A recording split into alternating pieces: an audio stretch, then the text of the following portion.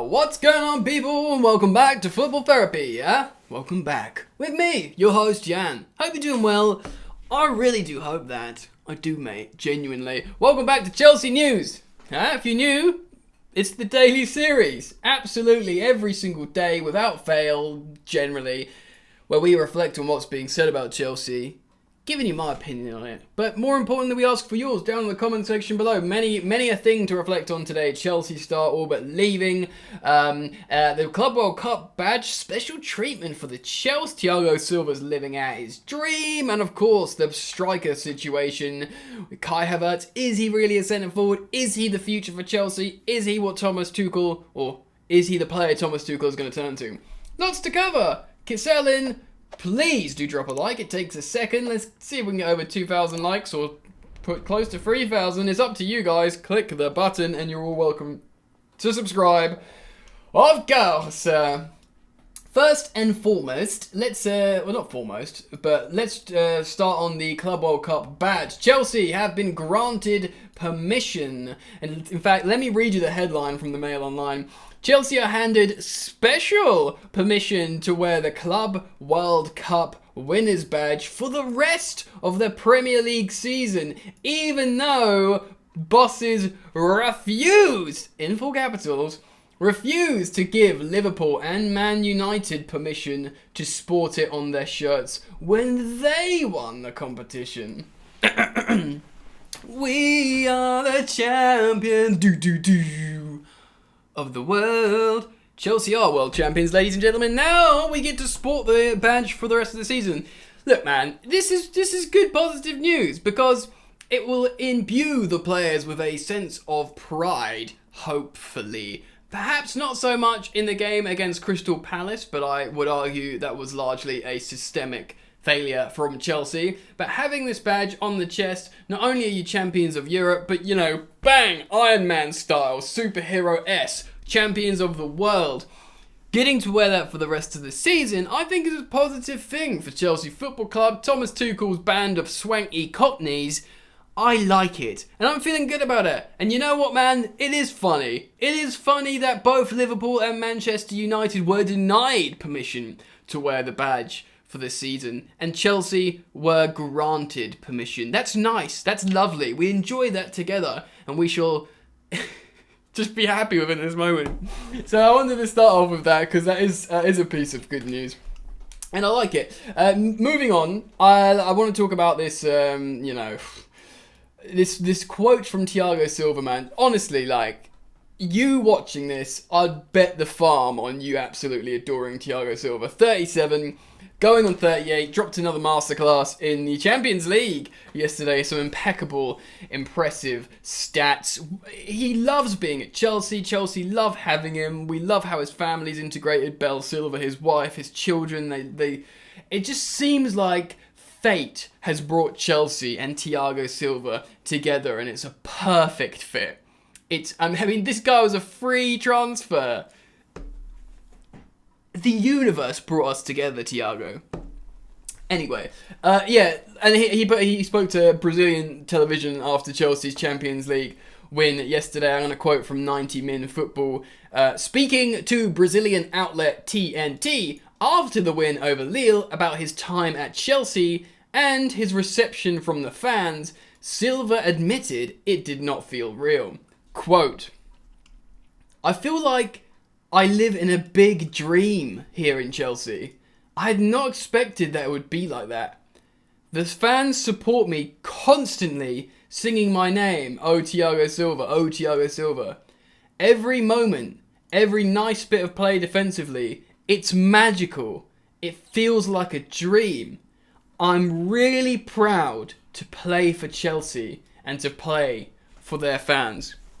Look, I'm not going to say brother was starving at PSG because they have like ultras out there. Like, in fact, the Premier League and English football culture is pretty much the only European country that doesn't have ultra culture, to use that rhyming phrase. But I feel like we Chelsea fans have enjoyed praising a godlike centre-back figure in the shape of John Terry. And, you know, John Terry is often speaking on social media of how he would have loved to have played with Thiago Silva. What a player. He's a legend of the game if you watch from this channel, Football Therapy, you will know that I expressed great concerns about Thiago Silva. Not because of his quality, he's always been a great, but I just didn't know how a 36-year-old, of course, who's now 37, was going to translate into the Premier League. And I'm absolutely delighted and elated to see him do so well. And not just perform well, just fully integrate, be a real good professional. The fans have taken to him, it's just wonderful. And like, I'm not going to wax lyrical about this for too long, but it's such a nice story. It's just the perfect fit. It's been so good. And we all love Thiago Silva. Long may it continue, although, how long can we rely on Thiago Silva? Of course, we're looking, this kind of brings me on to the next part of the story. I want to talk about Lukaku and Kai Havertz at the end of the video. But let's move on and talk about, Cesar F.C, of course, plays as right centre-back and right wing-back, but, often as a centre-half. Seemingly just going to Barcelona. I've reported on stories here on Football Therapy saying that he's due to have this meeting with Marina. Well, she's not French. Because feels like a French name, like Marina Granovskaya. Sometimes when I say French names, I say it in a French accent. Marina Granovskaya? No, I won't try a Russian accent. She and that meeting may still take place. Whether it might just be a formality at that point, but Spanish reports or news coming out of Spain are implying that essentially Cesar F.C to Barcelona is nearly a done deal. I'm going to quote something here from Sport Witness. Chelsea's players camp clear. Excuse me. He'll leave Blues in summer, and he almost has both feet at other club. Barcelona are showing interest to sign Chelsea star Cesar F.C, who has 6 months left on his current deal at Chelsea. Sport on Wednesday explained the Spaniard and his club teammate Andreas Christensen are very close to the La Liga side, so that's both Andreas Christensen and Cesar F.C to Barcelona. That would sting a little bit, I think. Chelsea don't like Barcelona, and if they take two of our players on a free, granted, Cesar F.C would probably go with our blessing anyway, but I don't know, something would just not sit with me right, because they are like a rival to Chelsea over the last 10, 20 years, Barcelona. So, from our European matches, so it would not feel great. And they apparently both have almost got both feet at Camp Nou. Let's talk about this for a little bit. So, yeah, like I said, if Cesar F.C goes, he's won everything at Chelsea. He's captained us to a Champions League final, a title. He's been the best professional. He's been a bargain. He's been with us for a decade. I completely understand why Barcelona is the perfect club for him to go and have a swan song for 3 years and getting paid well. Great. Fine. Thank you. Off you pop. Well done. Legend. Andreas Christensen, separately, to be honest, even if he just left and wanted to go by himself, there's just something in the natural football fan of me just has this visceral, sick feeling just giving them two defenders on a free. Giving them two Champions League winning defenders that played in the final on a free transfer. Do you know what I mean? Fair enough, it means we don't want to pay, again, Cesar F.C is a case in himself that we could probably all accept. But with Andreas Christensen, fair enough, we're not going to give him the money he wants. By all accounts, he's moved the goalposts and probably hasn't behaved, too professionally, but I get it. Business is business. The game is the game. Your job's your job. If you get an opportunity to earn more money, then whatever. It just, I don't know. It doesn't sit so nicely with me that both go to Barca. But Chelsea move on. We can't necessarily rely on 38-year-old Thiago Silva. What are we left with? We're left with probably a positive piece of news that Antonio Rudiger will extend. And so you could say, if we played a back four, Rudiger and Thiago Silva. Yes, please. But Thiago Silva is 38. And who do you have as backup? Trev Chalobah and Jules Koundé. Good, right? People talk about Colwill, maybe some other, youngsters coming in. I think at least we sign Jules Koundé. I don't think Colwill will come straight into the side, so maybe we'll buy someone else as well. I do worry about, relying on a 38-year-old. Yes, he's been amazing, but the Premier League is the hardest league in the world in terms of physical and speed. Add that to a Chelsea schedule, add that to pushing 40. You can't rely on him. You've got to be starting to think of him as a rotational option for the big games, like the Champions League and the big matchups. it'd be nice to see Trev Chalobah a little bit more, and I think we will sign Jules Koundé, but watch this space. We'll see what happens there.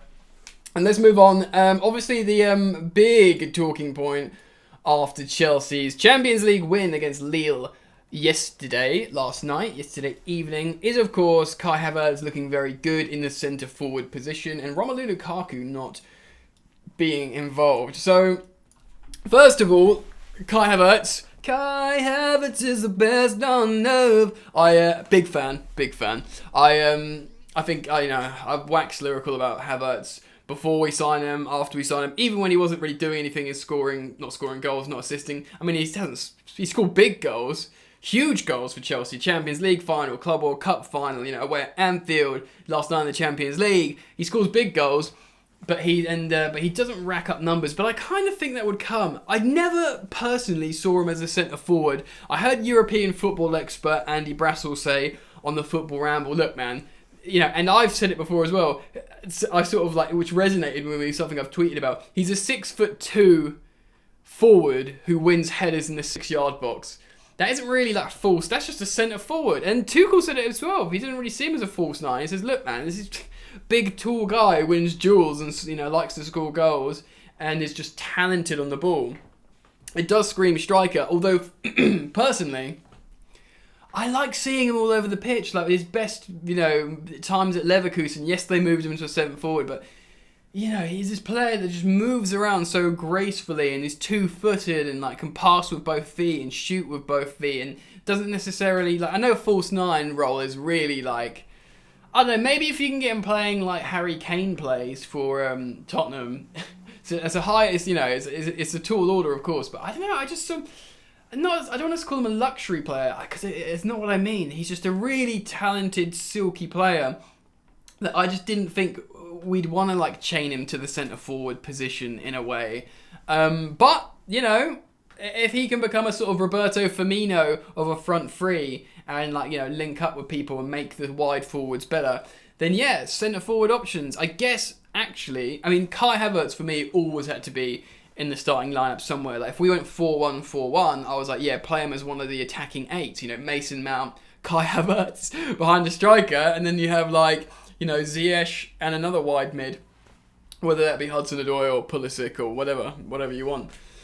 I feel like in the future, both Mason Mount and Kai Havertz need to be in the starting lineup, and maybe that's Kai Havertz as a striker. One thing I want to talk about regarding Romelu Lukaku is I refuse to just say he's done at Chelsea, because I feel like it's just too silly. Especially when he's come into the team, scored goals, and when he first came into Chelsea, he did look quite good. I know that's largely, like I've said here on the channel before, down to his confidence in form rather than his player profile, and obviously his confidence and form went down because of the interview, and then he doesn't have this sort of systemic fit to in terms of fitting into the system to lean back on. I tweeted this out earlier, and I'm not saying it's a solution, but I think it's something I'd like to see Thomas Tuchel try. Play Romelu Lukaku at right wing. He played right wing for Belgium, dropped a masterclass there under Martinez. He loves running that right channel. Now, I'm not saying Romelu Lukaku should start over Hakim Ziyech at the right wing, but in a game where Ziyech is not available, or indeed he's injured, like right now, and I'm not saying start Lukaku at right wing in the cup final this weekend, but let him run that channel and just let him play on the right, and see what happens. He can cut in on his left foot boot. It will be a completely different option. You can play someone like Kai Havertz down the middle, who makes the wide players better, you could argue. Maybe it would work. I'm not saying it's a solution and it's a position he should just be in from now on, but I think it's something Thomas Tuchel should try. Martinez has tried it for Belgium. He often ran that right channel as a right striker for Inter. See what happens. It's just so dumb to say, right, our £100 million striker should never play for Chelsea again. We should just be done with it. It's silly. It's just so silly. If Chelsea sold him tomorrow, I'd be like, fair enough, you've managed to sell him. The thing is, Chelsea won't be able to sell him tomorrow. Chelsea probably won't be able to sell him in the summer. So just make it work. He seems to be happy with his teammates and stuff. Try different things. And it sounds wild, and many of you might be like, Jan, what have you been drinking or smoking or whatever? But he's played that position before, and while Ziyech isn't available, I'd like to see it. Anyway, look, I've gone on for too long, so let me know what you guys think. Comment down below. I'm thanking all of you guys who continue to support me on the channel. It's important to say that every now and again and say, thanks guys, you know, because it becomes ritualistic, like I make a video, you watch a video, but there is a relationship there. And I'd like to say thank you for watching, and I appreciate all the engagements when you like the video and comment and share and stuff. So shout out to all you, man, and of course, see you tomorrow, hopefully. Make sure the bell notifications icon's turned on so you get notified when I upload, friends. Enjoy the football. Peace. You ain't so tough with that bad boy tuck. I'ma get it how I'm living, I'ma walk the walk. Outline my lines, I rap through thought. Body bag the verse, outlined in chalk. In my life seen trouble, hustle on the double. Silence on the trigger like my pick got a muzzle. Yo chick like to guzzle, bad boy stay in trouble. I only love this paper, sorry I don't. I love me, bitch.